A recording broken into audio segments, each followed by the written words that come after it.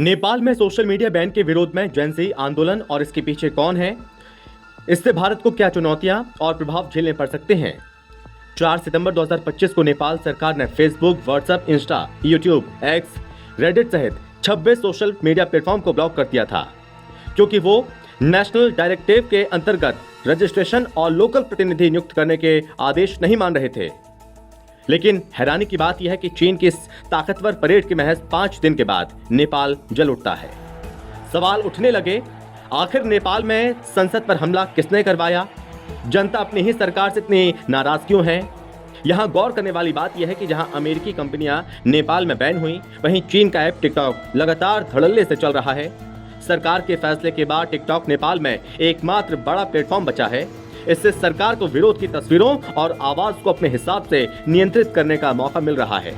जितनी ज्यादा अशांति नेपाल में होगी, केपी ओली सरकार चीन पर उतनी ही ज्यादा निर्भर होती जाएगी। यानी नेपाल में अशांति का सीधा फायदा बीजिंग को मिल रहा है। इस कदम को सरकार ने देश की संप्रभुता और नियंत्रण सुनिश्चित करने के उद्देश्य से उठाया, जबकि आलोचक इसे अभिव्यक्ति की आजादी पर हमला मानते हैं। इस उग्र फैसले ने खासतौर पर युवा पीढ़ी जेन ज़ी को भड़काया, जो डिजिटल दुनिया में पली बड़ी है, जिसे सोशल मीडिया शिक्षा, रोजगार, संवाद और अभिव्यक्ति का जरिया माना जाता है।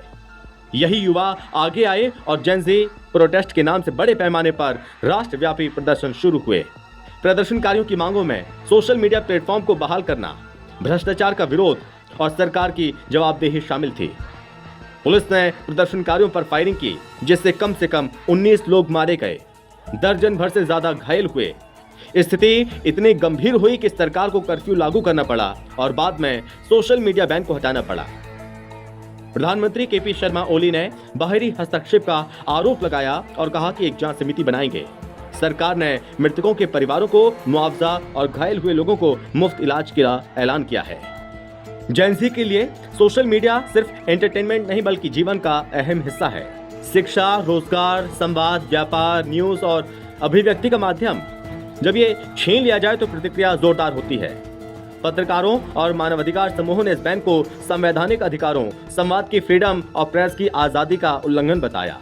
IT कंपनियां, बिजनेस और डिजिटल मार्केटिंग प्रभावित हुई, निवेश की धारणा खराब हुई। विशेषज्ञों ने कहा, इससे नेपाल की LDC से ग्रेजुएशन की स्थिति, FDI आकर्षण और क्रेडिट रेटिंग को जोखिम हो सकता है। कुछ लोगों का दावा है कि चीन का बढ़ता प्रभाव इस फैसले के पीछे हो सकता है। इससे नेपाल में भारत के लिए रणनीतिक चुनौतियां बढ़ गई हैं। रोटी बेटी से जुड़े रिश्तों का कारण भारत नेपाल में सोशल मीडिया अहम भूमिका निभाता है। बैन की वजह से घर परिवार के बीच संवाद बाधित हुआ, जिससे भारतीय सीमा क्षेत्रों में भी चिंता पैदा हुई। भारतीय पर्यटक नेपाल में फंस गए या परेशान हुए क्योंकि प्लेटफॉर्म्स अवरुद्ध थे, संचार बाधित हुआ।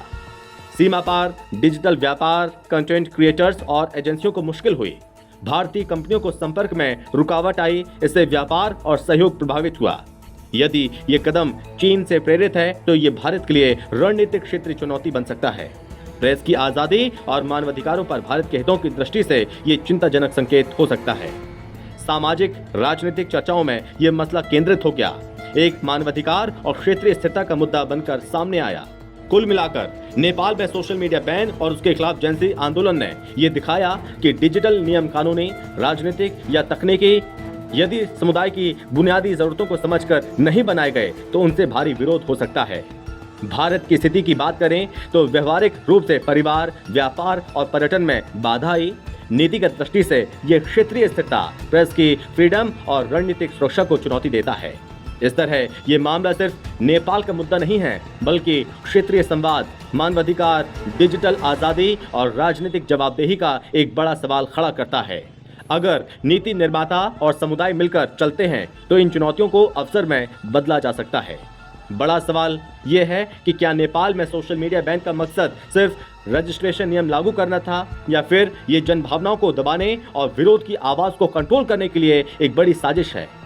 नेपाल में शुरू हुआ जेन ज़ी रिवॉल्यूशन सिर्फ सोशल मीडिया का मामला नहीं है, ये युवाओं की उस पीढ़ी का विद्रोह है जो अब कह रही है, अब देश हम चलाएंगे।